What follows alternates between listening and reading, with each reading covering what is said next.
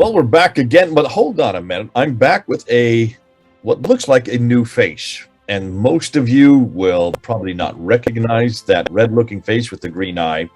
That is Joe from Red Judaism, and you will see in the description box below his URL that you can go right to his YouTube channel. Joe is a friend, Jewish friend, who has been on board with us here at Fender Films before. I think the last time Joe came on was back in July of 2021, when he came and did a terrific unpacking of not only looking at the origins of Islam, but also looking at the Jewish influence in those origins. And he's come back to continue with that same type of theme, but more specifically, he's going to be looking at what became the Qur'an, not what is the Qur'an or what we see in our hands today. And we're going to be doing a series of episodes looking at the Umayyad books, or what you want to call them. I'll let Joe define them, and how the Abbasids took them and recreated them into what then became what we now know today as the Qur'an. Joe, are you there? I can see your face, but is your voice there? Shalom, Jay. Yes, I'm here. Thank you for having me back again. So he's right over here on my right. You can't see his that face. means I have to. Yes. So I'm looking to the left. You're waving at me right now. I assume this is the problem. You may ask, why does Joe not show his face? There's lots of people who are doing this kind of work who do not show their face just because of the repercussions that could happen, the security reasons. And so for that reason, he is, I'm not even going to tell you where he lives. I'm not permitted to do that. But what I can say is that Joe has been part of our Sin Sifter group from almost the very beginning. He has been away for a while. We're now bringing him back. We want to look at from a Jewish standpoint. Now, we have done many different standpoints up to this time. We've looked at the German school, the Inada school. Odon has been great, bringing on Galez, and also D from the French school. Now we want to come back and say we also need to look at how the Quran was, the Quran that we have today, where were its antecedents, where did it come from? And to do that, I've asked Joe to particularly unpack this side of it from him, because he has a whole different background, a Jewish background that we don't have. I don't have that background. Neither does Odon or Mel or Paul or Murad, and certainly not Thomas. So it's good to have you back, Joe. I want to give it right over to you. I know you have a PowerPoint that you're going to be introducing. Well, thank you for the introduction there, Jay. Thank you. Well, let's start off with, first of all, I think the most important thing I want to make sure, I try very hard not to call this book the Quran. I try very hard not to call it the Quran. I would prefer to call it the Umayyad texts, because I want to hammer home that these texts originated in Umayyad times under Umayyad influence, and the Abbasid religion did not exist at the time that these texts came about. They were based on something, as we've seen, if you've been following Jay's channel and the work on this and on other channels for the past 2 years. These texts definitely had a Christian origin, but were redacted and changed, chopped about, edited, censored, rewritten in different dialects, and so many different versions of it came about. I think ultimately, according to the standard Islamic narrative itself, confesses that I think about 700 of these texts came about in the end, and were finally whittled down until in 1924 they chose the Cairo 1924 Hafs version, which became the most popular version of the Islamic Quran around in the world today. But that history really kind of, that history of what this book has gone through really sort of makes us wonder what did it originally look like before the Abbasids got their hands on it. And that's why I want to refer to it as the Umayyad texts before it became the Islamic Quran. Although I probably will slip my tongue every now and then and refer to it as Islamic Quran, because it's extremely difficult to keep that in mind. But I will try to refer to it as Umayyad texts. So when you hear me saying Umayyad texts, I'm talking about the Islamic Quran as you know it, but I'm trying to get the picture that it's something earlier, something more sort of unadulterated, to get it back to its sort of origin in a certain sense. And we know that it was quite different. You know, we've got those Sana manuscripts, we've got the Birmingham manuscript, and the most important source probably for this is actually the Dome of the Rock itself, where it has a few surahs, passages or ayats there, which might have been the original form of one of the surahs, which is no longer in existence in the Islamic Quran. That might have been the original surah, for example. Maybe it might have been Surah Isa ibn Maryam or something, which is a lost surah. But the Abbasids say that what remains, according to the standard Abbasid narrative, they say what remains is only 1/3 of the original Quran. So, you know, what is it? So just on this point, Joe, just on this point, you did mention the Birmingham folios. Those are the two folios that became publicly given out to the public in 2015 from Birmingham, the Birmingham University, that really are only 2 pages front and back of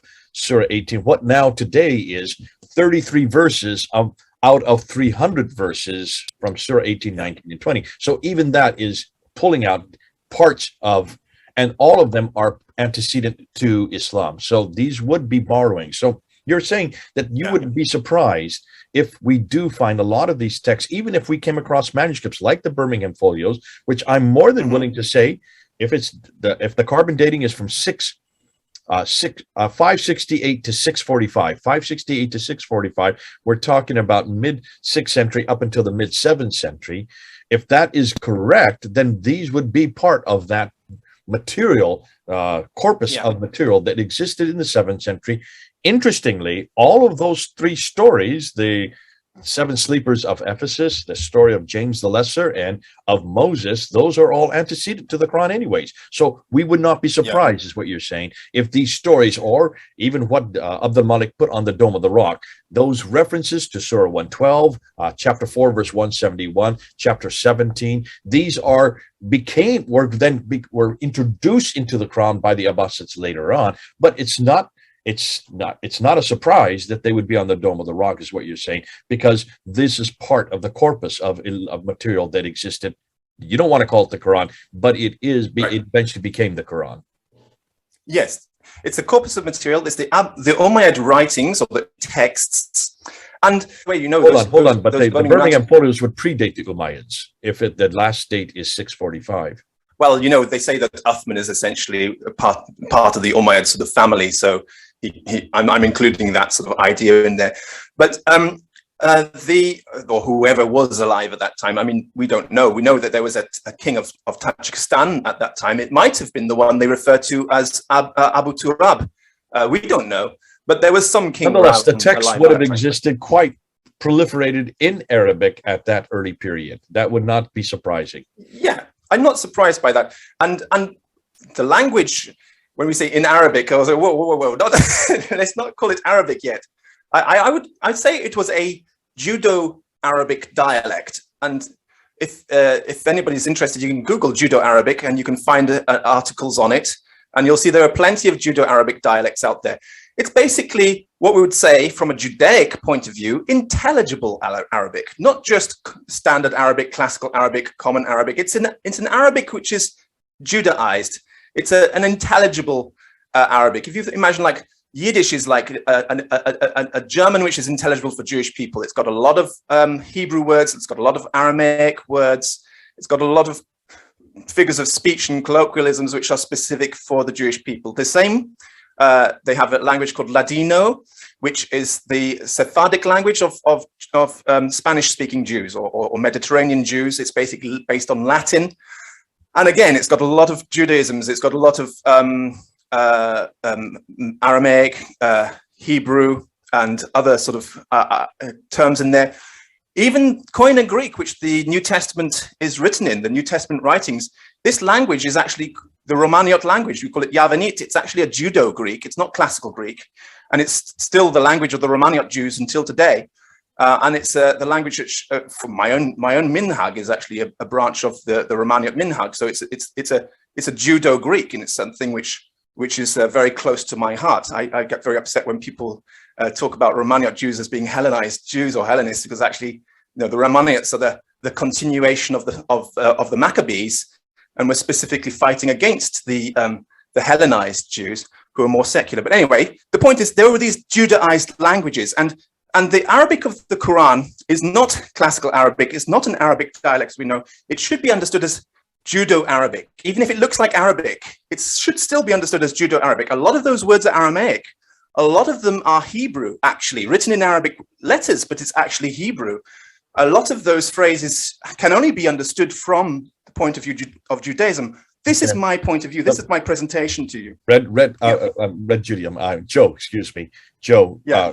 Obviously people are familiar with what Thomas has been bringing up with Christoph Luxemburg's and Gunther Lulling's material, that much of the Quran is Syro-Aramaic.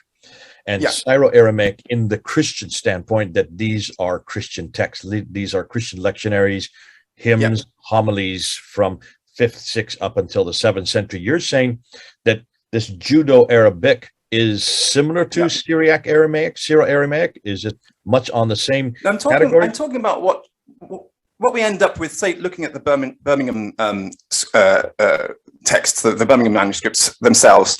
Folios. It looks, the folios, Birmingham folios. People look at that and they can read it and say, yeah, there you go, that's Quranic Arabic. There you go.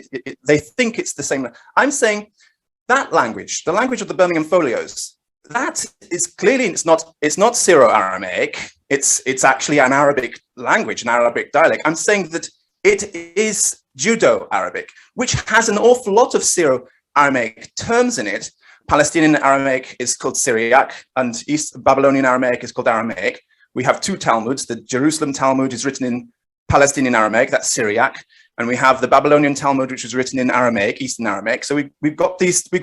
You shouldn't be surprised to see terms which are both from. If it's a Judeo-Arabic dialect, you shouldn't be surprised to see terms from the Palestinian Talmud and from the Babylonian Talmud in there. There could be Syriac terms in there. There could be Aramaic terms in there, Syro-Aramaic terms, Hebrew terms, all of it written in Arabic script, but actually not really Arabic, but intelligible Arabic. And that's why the Quran has this phrase. I'm sorry, I called it the Quran. That's why these texts have this phrase, Lisan Arabi Mubin, which they say means a pure Arabic language, but actually the word mubin, again, it's a Hebrew root, mevina, it means to understand, mevin, it means intelligible or understandable Arabic. So an understandable Arabic tongue, not pure Arabic, but intelligible Arabic. Intelligible for who? For a Judaized community, for a Judaic type community. So that's the first sort of thing there.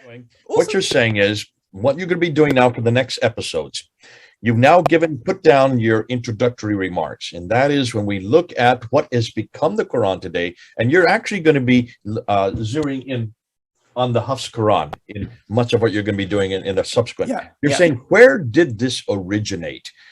Where did forget about all the other derivations, the other qira'ats. Let's just talk about the one that we have in our hand today. You want to go back and you want to see where this Abbasid, this is the Abbasid Quran. Let's call it for that for now. Where did the Abbasids get it from? What you're saying here, and this is new for me, you're saying that actually to understand that you need to go back to the Aramaic, or in this case, the Judeo-Arabic dialect from which this then was lifted out and made into this book today. And this was probably created 8th, 9th, 10th century, much later. Much later. So you're saying there is a Judeo-Arabic dialect that existed in the 7th century, which the Umayyads incorporated into their book. And you're going to explain what their book is in the next episode. We're going to go into that. And in the next episode, you're going to now say, what is that Umayyad text? And then later, you're going to say, well, what did the Abbasids do with that text? Exciting stuff, a lot of stuff to get into. And that's why, hold on, Joe's got an awful lot of material that he wants to unpack.